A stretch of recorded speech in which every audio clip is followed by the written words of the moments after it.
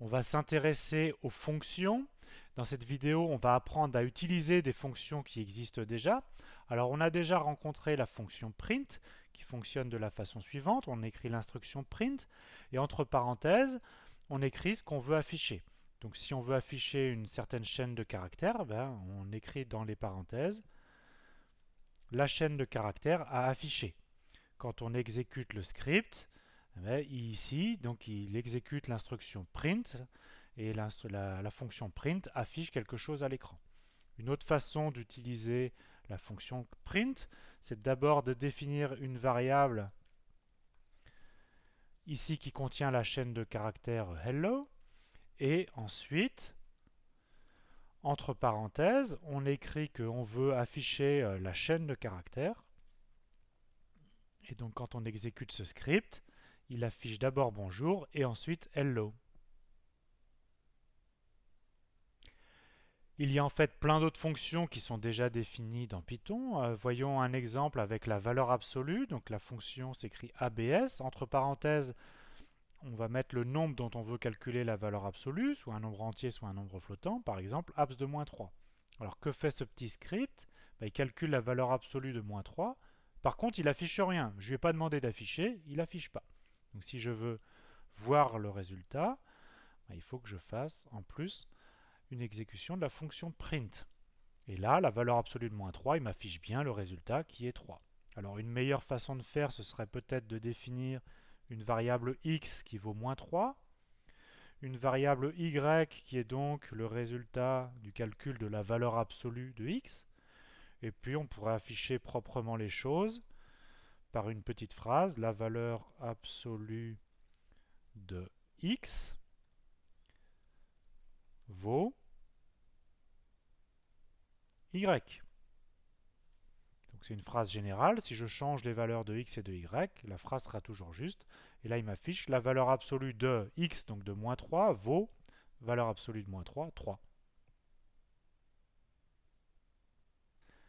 Alors, il y a plein d'autres fonctions déjà définies par Python, mais en fait, elles ne sont pas toutes directement accessibles. Alors, prenons l'exemple de la racine carrée. La fonction racine carrée, c'est la fonction sqrt pour square root. Et donc, par exemple, j'ai besoin de calculer la racine carrée de 2. Et ensuite, je vais afficher x. Et puis pour vérifier quand même que ça marche, je vais afficher x au carré en espérant retomber sur 2. J'exécute mon script. Et là, qu'est-ce qui se passe? Ah, une erreur. SQRT n'est pas défini. En fait, par défaut, toutes les fonctions ne sont pas accessibles. Elles sont mémorisées dans des modules. Et donc, il faut dire à quel module on veut faire référence. Et donc là, en fait, il faut commencer la phrase par dire ah, je veux utiliser le module math. Donc le module math contient les fonctions mathématiques et je veux importer toutes les fonctions du module math. Et dans ce module math, il y a la fonction sqrt. Alors qu'est-ce qui se passe maintenant si je réexécute mon programme?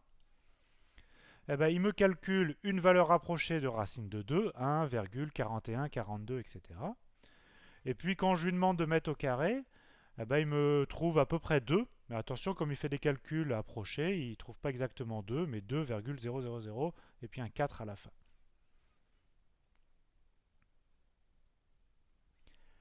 Alors, une fois que j'ai écrit l'instruction from math import étoile, j'ai accès à tout ce qu'il y a dans le module math. Alors, qu'est-ce qu'il y a dans ce module? Il y a bien sûr des fonctions mathématiques.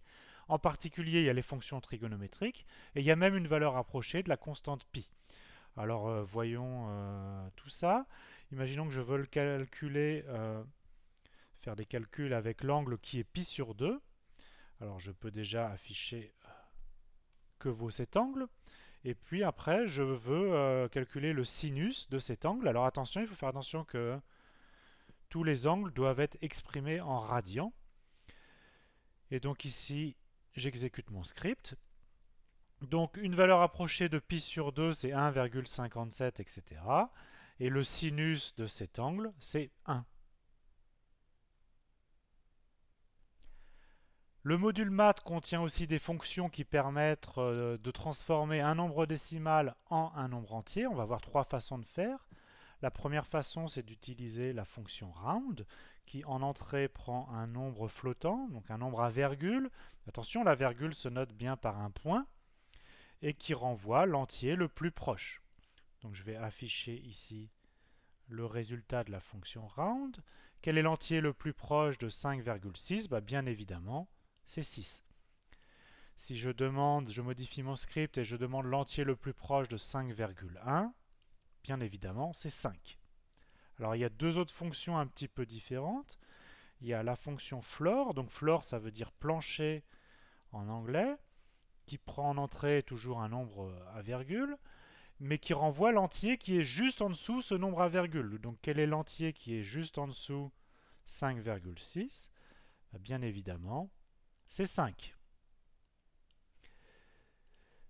Et il y a sa contrepartie qui est la fonction sail, qui veut dire plafond, et qui renvoie l'entier qui est juste au-dessus du nombre décimal donné. Et donc ici, quel est l'entier qui est juste au-dessus de 5,6? C'est bien évidemment 6.